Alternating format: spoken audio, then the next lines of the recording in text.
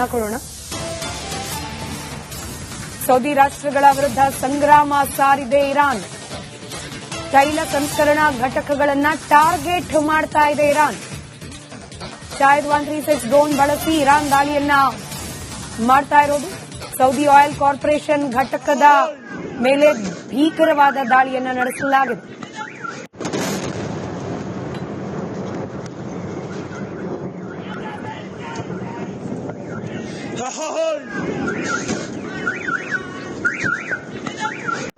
ತೈಲ ಘಟಕಗಳನ್ನ ಟಾರ್ಗೆಟ್ ಮಾಡಿ ಹೊಡಿತಿದ್ದಾರೆ ಅಂತಂದ್ರೆ ನೀವು ಹೇಳಿದ ಹಾಗೆ ಇರೋದ್ರಲ್ಲಿ ಎಷ್ಟು ಜಾಸ್ತಿ ಡ್ಯಾಮೇಜ್ ಸಾಧ್ಯನೋ ಅಷ್ಟು ಮಾಡ್ಬಿಡೋಣ. So economically they are damaging even Saudi. See oil refineries ಆಗ್ಲಿ, ಆಯಿಲ್ ವೆಲ್ಸ್ ಗಳಾಗ್ಲಿ ಡ್ಯಾಮೇಜ್ ಆಯ್ತು ಅಂದ್ರೆ ಆಯಿಲ್ ಉತ್ಪಾದನೆ ಇರಲ್ಲ. ಸೊ ನೀವು ಎಷ್ಟೋ ಮಿಲಿಯನ್ ಬ್ಯಾರಲ್ ಅಲ್ಲಿ they will reduce that. Because oil ಅಲ್ಲೇನಾರು ಬೆಂಕಿ ಅಂಟ್ಕೋತು ಅಂತಂದ್ರೆ ಯು ಕೆನಾಟ್ ಸ್ಟಾಪ್ ದಟ್ ಬೆಂಕಿನ. So you will lose that mines, oil wells ಎಲ್ಲ. ಸೊ ಅವಾಗ ಏನಾಗುತ್ತೆ, the economy and the oil production will get down, slow down. ಯಾವಾಗ ಆಯಿಲ್ ಸ್ಲೋ ಆಗುತ್ತೋ, ಯಾವಾಗ ಬೇರೆ ಕಡೆ ಗ್ಲೋಬಲಿ ಆಯಿಲ್ ಡಿಮ್ಯಾಂಡ್ ಜಾಸ್ತಿ ಆಗಿ ಸಪ್ಲೈ ಕಮ್ಮಿ ಆಗುತ್ತೋ, the prices will rise automatically. ಈಗ ಸೌದಿಗೆ ಎಷ್ಟೋ ಇರುತ್ತೆ ಟಾರ್ಗೆಟ್ ಎವ್ರಿ ಮಂತ್ ಇಷ್ಟು ವ್ಯಾಪಾರ ಅಂತ. ಈ ಆಯಿಲ್ ಇಲ್ಲದೆ ಹೋದಾಗ economically they will fall down. So they are now ಇದುವರೆಗೂ ಬರೇ ಮಿಲಿಟರಿ ಬೇಸ್ ಇಟ್ಕೊಂಡ್ರು. ನೆಕ್ಸ್ಟ್ ನೀವ್ ಹೇಳಿದ್ರಿ ಎಂಬಸಿ ಹೊಡಿತಿದ್ರು. ಈಗ ಅವರು ರಿಯಲ್ ಹಾರ್ಟ್ ಆಫ್ ದಿ ಎಕನಾಮಿಗೆ ಹೊಡಿತಾ ಇದ್ದಾರೆ. ಕರೆಕ್ಟ್. ನಮ್ ಜೊತೆಯಲ್ಲಿ MLC ಭೋಜೇಗೌಡ ಅವರು ನೇರ ಸಂಪರ್ಕದಲ್ಲಿದ್ದಾರೆ, ದುಬೈನಲ್ಲಿದ್ದಾರೆ ಸದ್ಯಕ್ಕೆ. ಸರ್ ನಮಸ್ಕಾರ. ನಮಸ್ಕಾರ ಸರ್, ಮೊದಲನೇದಾಗಿ ತಾವು ಸೇಫ್ ಇದ್ದೀರಿ ಅಂತ ಭಾವಿಸ್ತಾ, ಸೇಫ್ ಆಗಿರಿ ಅಂತ ಹೇಳಿ ಆಶಿಸ್ತಾ, ಹೇಗಾಗ್ತಿದೆ ಸರ್ ವಾಪಸ್ ಬರೋ ಪ್ರಯತ್ನಗಳು? ಅಲ್ಲಿನ ಸ್ಥಿತಿಗತಿಗಳು ಹೇಗಿದೆ?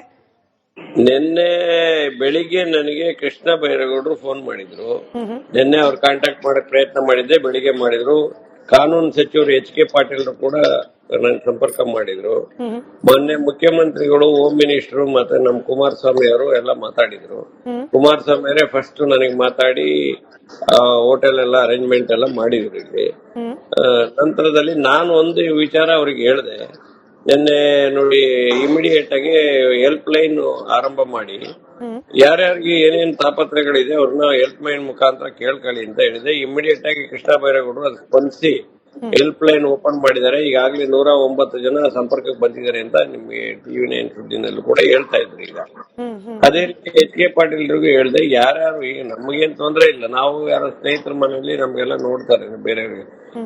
ಯಾರಿಗೆ ನಿಜವಾಗೂ ತಾಪತ್ರ ಇದೆ ಹೋಟೆಲ್ ನಲ್ಲಿ ಮುಂದುವರ್ಸೋದಿಕ್ಕೆ, ಅಥವಾ ಅವ್ರಿಗೆ ಏನಾರ ಫೈನಾನ್ಸ್ ಇಂದು ಬೇರೆ ಬೇರೆ ತೊಂದರೆಗಳಿದ್ರೆ ಅದನ್ನ ಸರ್ಕಾರ ಒಂಚೂರು ನೋಡ್ಕೊಂಡು ಅವ್ರಿಗೆ ಯಾವ ರೀತಿ ಸಹಾಯ ಮಾಡ್ಬೇಕು ಅನ್ನೋ ವಿಚಾರದಲ್ಲಿ ಸ್ವಲ್ಪ ನೋಡಿ ಅಂತ ಹೇಳಿದ್ದೆ ನಾನು. ಫಸ್ಟ್ ಎಷ್ಟು ಜನ ಇದ್ದಾರೆ ಅನ್ನೋದು ಸ್ವಲ್ಪ ಡೀಟೇಲ್ ತಗೊಳ್ಳಿ ಅಂತ ಆ ಪ್ರಯತ್ನದಲ್ಲಿದ್ದಾರೆ. ಆ ಪ್ರಯತ್ನ ಸರ್ಕಾರ ಮಾಡ್ತಾ ಇದೆ. ಜೊತೆಯಲ್ಲಿ ಇಲ್ಲಿ ಇರ್ತಕ್ಕಂಥ ಕನ್ನಡ ಸಂಘಟನೆಗಳು ಕೂಡ ಅನೇಕ ಜನ ಮುಖಂಡರುಗಳು ಅವರೆಲ್ಲ ನಿನ್ನೆ ಜೂಮ್ ಮೀಟಿಂಗ್ ಮಾಡಿದ್ರು. ಅದ್ರಲ್ಲಿ ನಾನು ಭಾಗವಹಿಸಿದ್ದೆ. ಅವರು ಕೂಡ ನಾನು ಹೇಳಿದೆ, ನಿಮ್ಮಲ್ಲಿ ಯಾರ್ಯಾರು ಇದ್ದಾರೆ ದುಬೈನಲ್ಲಿ, ಯಾವ್ಯಾವ ಹೋಟ್ಲಲ್ಲಿ ಇದ್ದಾರೆ, ಅವ್ರಿಗೆ ಮುಂದುವರಿಯಕ್ಕೆ ಸಾಧ್ಯತೆ ಉಂಟಾ, ಮುಂದುವರಿಯಕ್ಕೆ ಏನಾದ್ರು ತಾಪತ್ರಗಳಿದೆಯಾ ಅದೆಲ್ಲ ತಿಳಿದು ಸರ್ಕಾರಕ್ಕೆ ವರದಿ ಕೊಡಿ ಅಂತ ಹೇಳಿದೆ. ಅವ್ರು ಮೋಸ್ಟ್ಲಿ ಕೊಡ್ತೀವಿ ಅಂತ ಹೇಳಿದ್ದಾರೆ. ಇವತ್ತು ಸಾಯಂಕಾಲ ಒಳಗೆ ಕೊಡ್ಬೋದು. ಬಟ್ ನಂದು ಏನಂತ ಹೇಳಿದ್ರೆ, ನೀವು ಈಗ ನಮ್ಮನ್ನೇನು ಕರ್ಕೊಂಡು ಹೋಗಕ್ ಆಗಲ್ಲ. ಸದ್ಯದ ಪರಿಸ್ಥಿತಿಯಲ್ಲಿ ಯುದ್ಧ ನಿಲ್ಲ ಅವರಿಗೆ. ಅದಕ್ಕೆ ನಾವು ಸರ್ಕಾರನೇ ಅವ್ರ ರೀತಿನೂ ನಾವು ಬ್ಲೇಮ್ ಮಾಡಕ್ ಆಗಲ್ಲ. ಇವತ್ತು ಅಟ್ಲೀಸ್ಟ್ ಇರೋರು ನೆಮ್ಮದಿಯಿಂದ ಯಾವುದೇ ಆತಂಕ ಇಲ್ಲದೆ ಇಲ್ಲಿ ಇರೋದಕ್ಕೆ ಒಂದು ಪ್ರಿಲಿಮಿನರಿ ಆಗಿ ಒಂದು ವ್ಯವಸ್ಥೆ ಮಾಡ್ಕೊಡಿ ಅಂತ ಸರ್ಕಾರಕ್ಕೆ ಮಾಡ್ತೀನಿ ನಮ್ದಷ್ಟೇ. ಯಾಕಂದ್ರೆ ಅನೇಕ ಈಗಾಗಲೇ ನಿನ್ನೆ ಇವತ್ತು ಬೆಳಿಗ್ಗೆ ನೋಡಿ, ನಾನು ಕೃಷ್ಣ ಬೈರೇಗೌಡರು ಫೋನ್ ಮಾಡಿದಾಗ ಬ್ರೇಕ್ಫಾಸ್ಟ್ ಮಾಡ್ತಾ ಇದ್ದೆ. ಅವ್ರು ಮಾಡುವಾಗಲೇನೆ 3 ಕಡೆ ಸೌಂಡ್, ಜೋರ್ ಸೌಂಡ್ ಬಂತು. ಇಲ್ಲೇ ಪಕ್ಕದಲ್ಲೇ ಬಿತ್ತು, ಎಲ್ಲ ಬಾಂಬ್ ಎಲ್ಲ ಬಿದ್ದಿದೆ. ಆಯ್ತು, ಅದನ್ನೇ ತೋರಿಸ್ತಾ ಇದ್ದಾರೆ ಈಗ ಇಂಥ ಕಡೆ ಬಿದ್ದಿದೆ ಅಂತ ಹೇಳಿ ಅಂತ. ಅದು ಜೋರ್ ಸೌಂಡ್ ಬಂತು. ನಾನು ಹೇಳಿದೆ ನೋಡಿ ಸೌಂಡ್ ಬರ್ತಾ ಇದೆ ಬಿದ್ದವರೆಗೆ ಅಂತ. ಮೊನ್ನೆ ನಾನು ಫಸ್ಟ್ ಡೇ ಬಂದಾಗ್ಲೂ ಕೂಡ ಇಲ್ಲೇ ಹತ್ರದಲ್ಲಿ ಒಂದು ಹೋಟೆಲ್ ಮೇಲೆ ದಾಳಿ ಆಯ್ತು. ಏರ್ಪೋರ್ಟ್ ಅಲ್ಲಿ ಬಹಳ ಜನ ಉಳಿದಿದ್ದಾರೆ. ಯಾಕೆಂದ್ರೆ ನನಗೆ ನನ್ನ ಮಿಸಸ್ಗೆ ಅಮೆರಿಕ ವೀಸಾ ಇತ್ತು. ಇಮಿಡಿಯೇಟ್ ಆಗಿ ಆನ್ ಅರೈವಲ್ ದುಬೈ ವೀಸಾ ತಗೊಂಡು ನಾವು ಏರ್ಪೋರ್ಟ್ ಇಂದ ಆಚೆ ಬರಕ್ ಸಾಧ್ಯ ಆಯ್ತು. ಬಹಳಷ್ಟು ಜನಕ್ಕೆ ಏರ್ಪೋರ್ಟ್ ಇಂದ ಆಚೆ ಬರಕ್ಕಾಗಲ್ಲ, ಯಾಕೆಂದ್ರೆ ದುಬೈ ವೀಸಾ ಇರಲ್ಲ. ಆ ದುಬೈ ವೀಸಾ ಇಲ್ಲೇ ಇದ್ದವ್ರು ಬಹಳ ಜನ ಏರ್ಪೋರ್ಟ್ ಅಲ್ಲಿ ಸಿಗಾಕೊಂಡರೆ ಅವ್ರಿಗೆ ವೀಸಾ ವ್ಯವಸ್ಥೆ ಮಾಡಿ ಅವ್ರನ್ನ ಏರ್ಪೋರ್ಟ್ ಕೂಡ ನಾಟ್ ಸೇಫ್ ಪ್ಲೇಸ್, ಅವ್ರನ್ನ ಇಮಿಡಿಯೇಟ್ ಆಚೆ ತಂದು ಇಲ್ಲೆಲ್ಲಾದ್ರೂ ಹೋಟೆಲ್ಗಳಲ್ಲಿ ಅವ್ರಿಗೆ ವಾಸ್ತವ್ಯ ಮಾಡಕ್ಕೆ ಬೇರೆ ತರದ ವ್ಯವಸ್ಥೆ ಮಾಡಿ ಅಂತೇಳಿ ಸರ್ಕಾರಕ್ಕೆ ಹೇಳಿದ್ರೆ ಅದ್ರದ್ದು ಡೀಟೇಲ್ ಕಲೆಕ್ಟ್ ಮಾಡ್ತಾ ಇದ್ದಾರೆ. ಹಾಗಾಗಿ ಬೇರೆ ಬೇರೆಯವರು ಇಲ್ಲಿಯ ಸಂಘಟನೆಗಳು ಇಲ್ಲಿಯವರು ಕನ್ನಡಿಗರು ಅವರೆಲ್ಲ ಅವರವ್ರದೇ ಆದಂತ ಪ್ರಯತ್ನದಲ್ಲಿದ್ದಾರೆ. ಸರ್ಕಾರ ಕೂಡ ಆತಂಕವನ್ನ ದೂರ ಮಾಡತಕ್ಕಂತ ಇಲ್ಲಿರೋರಿಗೆ ಆತಂಕವನ್ನ ದೂರ ಮಾಡತಕ್ಕಂತ ವ್ಯವಸ್ಥೆ ಮಾಡಿ ಒಳ್ಳೇದು ಅನ್ನೋದು ಅದ್ರ ಬಗ್ಗೆ ಮಾಡ್ತಾ ಇದ್ದಾರೆ.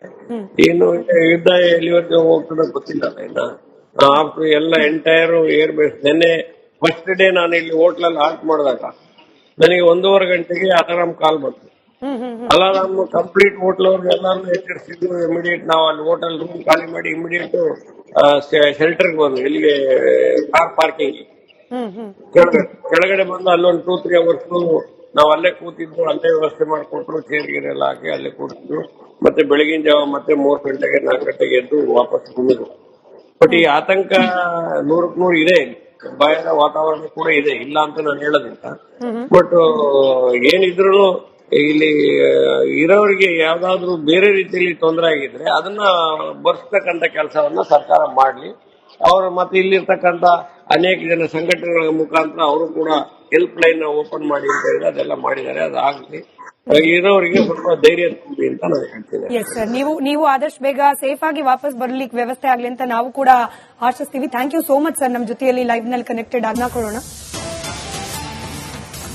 ಸೌದಿ ರಾಷ್ಟ್ರಗಳ ವಿರುದ್ಧ ಸಂಗ್ರಾಮ ಸಾರಿದೆ ಇರಾನ್. ತೈಲ ಸಂಸ್ಕರಣಾ ಘಟಕಗಳನ್ನ ಟಾರ್ಗೆಟ್ ಮಾಡ್ತಾ ಇದೆ ಇರಾನ್. ಶಾಯದ್ 136 ಡ್ರೋನ್ ಬಳಸಿ ಇರಾನ್ ದಾಳಿಯನ್ನ ಮಾಡ್ತಾ ಇರೋದು.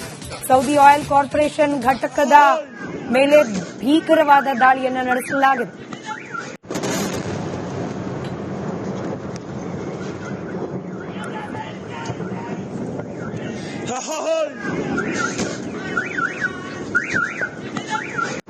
ತೈಲ ಘಟಕಗಳನ್ನ ಟಾರ್ಗೆಟ್ ಮಾಡಿ ಹೊಡಿತಿದ್ದಾರೆ ಅಂತಂದ್ರೆ ನೀವು ಹೇಳಿದ ಹಾಗೆ ಇರೋದ್ರಲ್ಲಿ ಎಷ್ಟು ಜಾಸ್ತಿ ಡ್ಯಾಮೇಜ್ ಸಾಧ್ಯನೋ ಅಷ್ಟು ಮಾಡ್ಬಿಡೋಣ. So economically they are damaging even Saudi. See oil refineries ಆಗ್ಲಿ, ಆಯಿಲ್ ವೆಲ್ಸ್ ಗಳಾಗ್ಲಿ ಡ್ಯಾಮೇಜ್ ಆಯ್ತು ಅಂದ್ರೆ ಆಯಿಲ್ ಉತ್ಪಾದನೆ ಇರಲ್ಲ. ಸೊ ನೀವು ಎಷ್ಟೋ ಮಿಲಿಯನ್ ಬ್ಯಾರಲ್ ಅಲ್ಲಿ they will reduce that. Because oil ಅಲ್ಲೇನಾರು ಬೆಂಕಿ ಅಂಟ್ಕೋತು ಅಂತಂದ್ರೆ ಯು ಕೆನಾಟ್ ಸ್ಟಾಪ್ ದಟ್ ಬೆಂಕಿನ. So you will lose that mines, oil wells ಎಲ್ಲ. ಸೊ ಅವಾಗ ಏನಾಗುತ್ತೆ, the economy and the oil production will get down, slow down. ಯಾವಾಗ ಆಯಿಲ್ ಸ್ಲೋ ಆಗುತ್ತೋ, ಯಾವಾಗ ಬೇರೆ ಕಡೆ ಗ್ಲೋಬಲಿ ಆಯಿಲ್ ಡಿಮ್ಯಾಂಡ್ ಜಾಸ್ತಿ ಆಗಿ ಸಪ್ಲೈ ಕಮ್ಮಿ ಆಗುತ್ತೋ, the prices will rise automatically. ಈಗ ಸೌದಿಗೆ ಎಷ್ಟೋ ಇರುತ್ತೆ ಟಾರ್ಗೆಟ್ ಎವ್ರಿ ಮಂತ್ ಇಷ್ಟು ವ್ಯಾಪಾರ ಅಂತ. ಈ ಆಯಿಲ್ ಇಲ್ಲದೆ ಹೋದಾಗ economically they will fall down. So they are now ಇದುವರೆಗೂ ಬರೇ ಮಿಲಿಟರಿ ಬೇಸ್ ಇಟ್ಕೊಂಡ್ರು. ನೆಕ್ಸ್ಟ್ ನೀವ್ ಹೇಳಿದ್ರೆ ಎಂಬಸಿ ಹೊಡಿತಿದ್ರು. ಈಗ ಅವರು ರಿಯಲ್ ಹಾರ್ಟ್ ಆಫ್ ದಿ ಎಕನಾಮಿಗೆ ಹೊಡಿತಾ ಇದ್ದಾರೆ. ಕರೆಕ್ಟ್. ನಮ್ ಜೊತೆಯಲ್ಲಿ MLC ಭೋಜೇಗೌಡ ಅವರು ನೇರ ಸಂಪರ್ಕದಲ್ಲಿದ್ದಾರೆ, ದುಬೈನಲ್ಲಿದ್ದಾರೆ ಸದ್ಯಕ್ಕೆ. ಸರ್ ನಮಸ್ಕಾರ. ನಮಸ್ಕಾರ ಸರ್, ಮೊದಲನೇದಾಗಿ ತಾವು ಸೇಫ್ ಇದ್ದೀರಿ ಅಂತ ಭಾವಿಸ್ತಾ, ಸೇಫ್ ಆಗಿರಿ ಅಂತ ಹೇಳಿ ಆಶಿಸ್ತಾ, ಹೇಗಾಗ್ತಿದೆ ಸರ್ ವಾಪಸ್ ಬರೋ ಪ್ರಯತ್ನಗಳು? ಅಲ್ಲಿನ ಸ್ಥಿತಿಗತಿಗಳು ಹೇಗಿದೆ? ನಿನ್ನೆ ಬೆಳಿಗ್ಗೆ ನನಗೆ ಕೃಷ್ಣ ಬೈರೇಗೌಡರು ಫೋನ್ ಮಾಡಿದ್ರು. ನಿನ್ನೆ ಅವ್ರು ಕಾಂಟ್ಯಾಕ್ಟ್ ಮಾಡಕ್ ಪ್ರಯತ್ನ ಮಾಡಿದ್ದೆ, ಬೆಳಿಗ್ಗೆ ಮಾಡಿದ್ರು. ಕಾನೂನು ಸಚಿವರು HK ಪಾಟೀಲ್ ಕೂಡ ನನ್ನ ಸಂಪರ್ಕ ಮಾಡಿದ್ರು. ಮೊನ್ನೆ ಮುಖ್ಯಮಂತ್ರಿಗಳು, ಹೋಮ್ ಮಿನಿಸ್ಟರ್ ಮತ್ತೆ ನಮ್ಮ ಕುಮಾರಸ್ವಾಮಿ ಅವರು ಎಲ್ಲ ಮಾತಾಡಿದ್ರು. ಕುಮಾರಸ್ವಾಮಿ ಅವರೇ ಫಸ್ಟ್ ನನಗೆ ಮಾತಾಡಿ ಹೋಟೆಲ್ ಎಲ್ಲ ಅರೇಂಜ್ಮೆಂಟ್ ಎಲ್ಲ ಮಾಡಿದ್ರು ಇಲ್ಲಿ.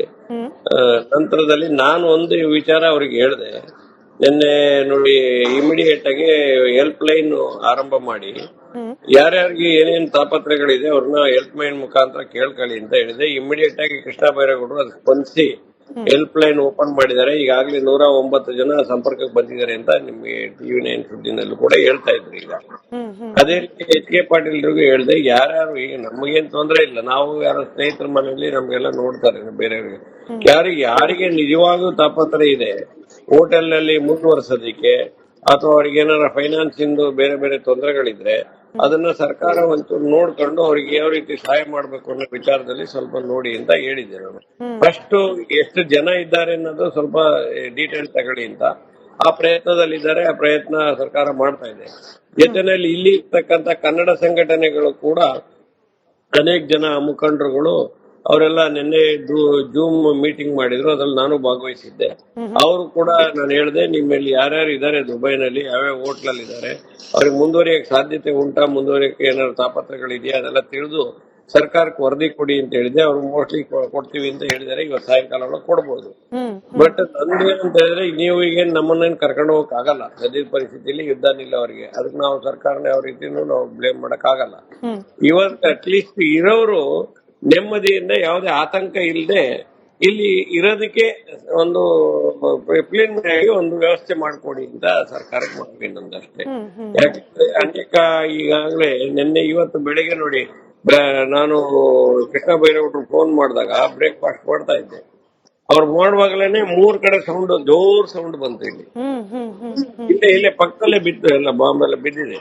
ಆಯ್ತು, ಅದನ್ನೇ ತೋರಿಸ್ತಾ ಇದ್ದಾರೆ ಈಗ ಇಂಥ ಕಡೆ ಬಿದ್ದಿದೆ ಅಂತ ಹೇಳಿ ಅಂತ. ಅದು ಜೋರ್ ಸೌಂಡ್ ಬಂತು. ನಾನು ಹೇಳಿದೆ ನೋಡಿ, ಸೌಂಡ್ ಬರ್ತಾ ಇದೆ ಬಿದ್ದವರೆಗೆ ಅಂತ. ಮೊನ್ನೆ ನಾನು ಫಸ್ಟ್ ಡೇ ಬಂದಾಗ್ಲೂ ಕೂಡ ಇಲ್ಲೇ ಹತ್ತಿರದಲ್ಲಿ ಒಂದು ಹೋಟೆಲ್ ಮೇಲೆ ದಾಳಿ ಆಯ್ತು. ಏರ್ಪೋರ್ಟ್ ಅಲ್ಲಿ ಬಹಳ ಜನ ಉಳಿದಿದ್ದಾರೆ.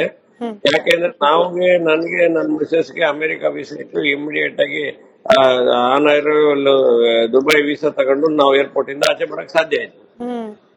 ಬಹಳಷ್ಟು ಜನಕ್ಕೆ ಏರ್ಪೋರ್ಟ್ ಇಂದ ಆಚೆ ಬರಕ್ಕಾಗಲ್ಲ, ಯಾಕೆಂದ್ರೆ ದುಬೈ ವೀಸಾ ಇರಲ್ಲ. ಆ ದುಬೈ ವೀಸಾ ಇಲ್ಲೇ ಇದ್ದವ್ರು ಬಹಳ ಜನ ಏರ್ಪೋರ್ಟ್ ಅಲ್ಲಿ ಸಿಗಾಕೊಂಡ್ರೆ ಅವ್ರಿಗೆ ವೀಸಾ ವ್ಯವಸ್ಥೆ ಮಾಡಿ ಅವ್ರನ್ನ ಏರ್ಪೋರ್ಟ್ ಕೂಡ ನಾಟ್ ಸೇಫ್ ಪ್ಲೇಸ್, ಅವ್ರನ್ನ ಇಮಿಡಿಯೇಟ್ ಆಚೆ ತಂದು ಇಲ್ಲೆಲ್ಲಾದ್ರೂ ಹೋಟೆಲ್ಗಳಲ್ಲಿ ಅವ್ರಿಗೆ ವಾಸ್ತವ್ಯ ಮಾಡಕ್ಕೆ ಬೇರೆ ತರದ ವ್ಯವಸ್ಥೆ ಮಾಡಿ ಅಂತೇಳಿ ಸರ್ಕಾರಕ್ಕೆ ಹೇಳಿದ್ರೆ ಅದ್ರದ್ದು ಡೀಟೇಲ್ ಕಲೆಕ್ಟ್ ಮಾಡ್ತಾ ಇದ್ದಾರೆ. ಹಾಗಾಗಿ ಬೇರೆ ಬೇರೆಯವರು ಇಲ್ಲೇ ಸಂಘಟನೆಗಳು, ಇಲ್ಲಿಯವರು ಕನ್ನಡಿಗರು, ಅವರೆಲ್ಲ ಅವರವ್ರದೇ ಆದಂತ ಪ್ರಯತ್ನದಲ್ಲಿದ್ದಾರೆ. ಸರ್ಕಾರ ಕೂಡ ಆತಂಕವನ್ನ ದೂರ ಮಾಡತಕ್ಕಂತ, ಇಲ್ಲಿರೋರಿಗೆ ಆತಂಕವನ್ನ ದೂರ ಮಾಡತಕ್ಕಂತ ವ್ಯವಸ್ಥೆ ಮಾಡಿ ಒಳ್ಳೇದು ಅನ್ನೋದು ಅದ್ರ ಬಗ್ಗೆ ಮಾಡ್ತಾ ಇದ್ದಾರೆ. ಇನ್ನು ಯುದ್ಧ ಎಲ್ಲಿವರೆಗೆ ಹೋಗ್ತದೆ ಗೊತ್ತಿಲ್ಲ. ಇನ್ನ ಎಲ್ಲ ಎಂಟೈರ್ ಏರ್ ಬೇಸ್. ನಿನ್ನೆ ಫಸ್ಟ್ ಡೇ ನಾನು ಇಲ್ಲಿ ಹೋಟ್ಲಲ್ಲಿ ಹಾಲ್ಟ್ ಮಾಡಿದಾಗ ನನಗೆ 1.5 ಗಂಟೆಗೆ ಅಲಾರಾಮ್ ಕಾಲ್ ಬಂತು.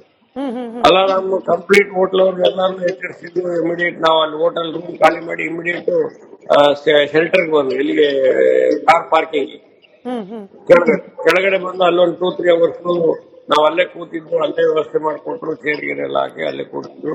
ಮತ್ತೆ ಬೆಳಗಿನ ಜಾವ ಮತ್ತೆ 3 ಗಂಟೆಗೆ 4 ಗಂಟೆಗೆ ಎದ್ದು ವಾಪಸ್ ಬಂದಿದ್ರು. ಬಟ್ ಈ ಆತಂಕ 100% ಇದೆ. ಭಯದ ವಾತಾವರಣ ಕೂಡ ಇದೆ, ಇಲ್ಲ ಅಂತ ನಾನು ಹೇಳೋದಿಲ್ಲ. ಬಟ್ ಏನಿದ್ರು ಇಲ್ಲಿ ಇರೋರಿಗೆ ಯಾವ್ದಾದ್ರು ಬೇರೆ ರೀತಿಯಲ್ಲಿ ತೊಂದರೆ ಆಗಿದ್ರೆ ಅದನ್ನ ಬರ್ಸ್ತಕ್ಕಂತ ಕೆಲಸವನ್ನ ಸರ್ಕಾರ ಮಾಡ್ಲಿ. ಅವರು ಮತ್ತೆ ಇಲ್ಲಿರ್ತಕ್ಕಂತ ಅನೇಕ ಜನ ಸಂಘಟನೆಗಳ ಮುಖಾಂತರ ಅವರು ಕೂಡ ಹೆಲ್ಪ್ ಲೈನ್ ಓಪನ್ ಮಾಡಿ ಅಂತ ಹೇಳಿದ್ರೆ ಅದೆಲ್ಲ ಮಾಡಿದ್ದಾರೆ. ಅದಾಗ್ಲಿ, ಇರೋರಿಗೆ ಸ್ವಲ್ಪ ಧೈರ್ಯ ತುಂಬಿ ಅಂತ ನಾನು ಹೇಳ್ತೀನಿ. ಎಸ್ ಸರ್, ನೀವು ಆದಷ್ಟು ಬೇಗ ಸೇಫ್ ಆಗಿ ವಾಪಸ್ ಬರ್ಲಿಕ್ಕೆ ವ್ಯವಸ್ಥೆ ಆಗ್ಲಿ ಅಂತ ನಾವು ಕೂಡ ಆಶಿಸ್ತೀವಿ. Thank you so much sir, ನಮ್ಮ ಜೊತೆಯಲ್ಲಿ ಲೈವ್ ನಲ್ಲಿ ಕನೆಕ್ಟೆಡ್